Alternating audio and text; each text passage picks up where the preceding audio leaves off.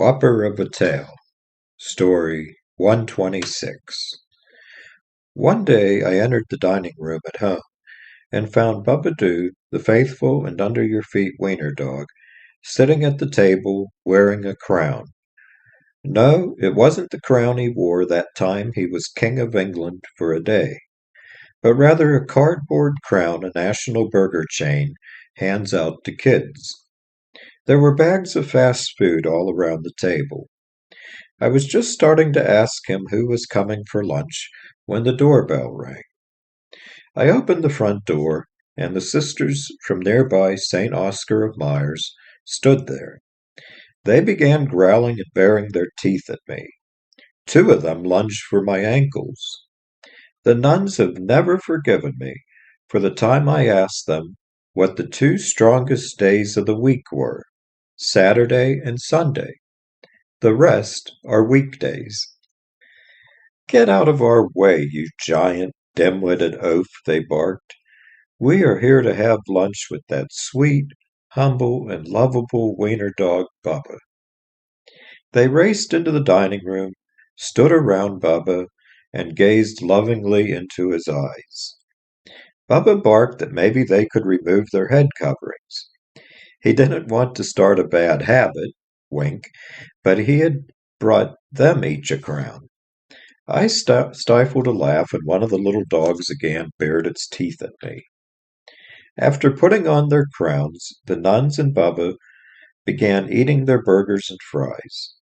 I heard Bubba bark he had a whopper of a tail for them. He started barking about a Burger King on Pittsburgh's south side. The place was a little shady to begin with. The drive-through window was at the end of a spooky tunnel. Some called it the murder tunnel. You felt like locking the car doors any time you drove through it. The restaurant's reviews began receiving comments such as, "Some shady guy charged me $1 to use the restroom," or "A homeless guy just stole another sleeping homeless guy's shoes." Someone wrote that this was the place for you if you wanted to eat lunch in a dirty bus station. It got so bad that a McDonald's down the street got better reviews even after its Happy Meals were found to have drugs in them. The nuns barked that was terrible, but Bubba barked that was before the place went downhill. Around 2014, people began complaining that the food didn't taste right. This was around the time Mayor Luke Ravenstahl was involved in that unfortunate Fabergé egg scandal. When people began booing the mayor in public, he claimed they were shouting Luke and not boo.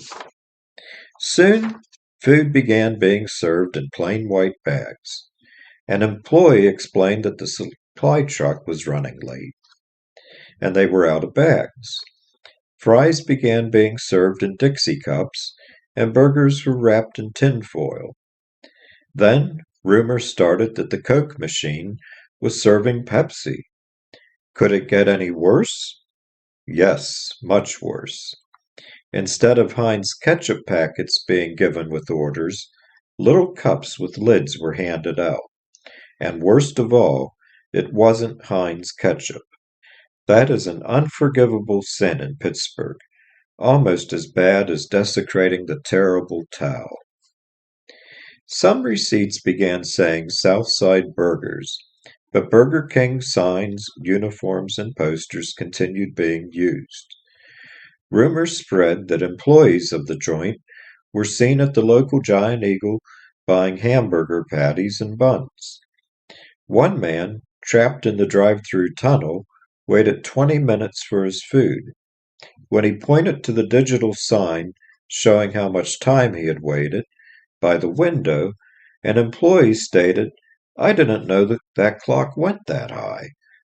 And another customer complained that his burger was covered with ants when he opened it. Bubba paused his story and asked me to get him a scotch, no ice. Bubba has found that ice in his drink when thinking about this particular restaurant chain makes him bark that he is so old he remembers when Burger King was a prince. It turned out the store was being run so poorly that corporate Burger King revoked their franchise license. The owner went vogue and sent employees to other Burger Kings in the region to steal promotional posters so the place looked real. When WPXI Channel 11 News showed up to do a story, a security guard ordered them off the property. But an assistant manager came out and explained that the store was changing its name to Southside Burgers. Burger King would regain control of the building and soon reopened as the real deal. Once again, customers could have it their way. But in 2021, the once rogue location again made the news. Pittsburgh police were called when the restaurant was found one morning unlocked and abandoned. All the employees had walked away. The police began tracking down a manager to come and lock the building up. Later, the manager told news reporters that his staff had worked all night and that no one was around to open the store in the morning. Bubba barked he was hungry for dessert and told the sisters he would take them to Dairy Queen. They put their habits back on, and Bubba removed his crown. I'm sure he'll be king somewhere soon. I hope this finds you safe, healthy, and sane. And please beware of wiener dogs barking. Of course you can have it your way. Good luck with that.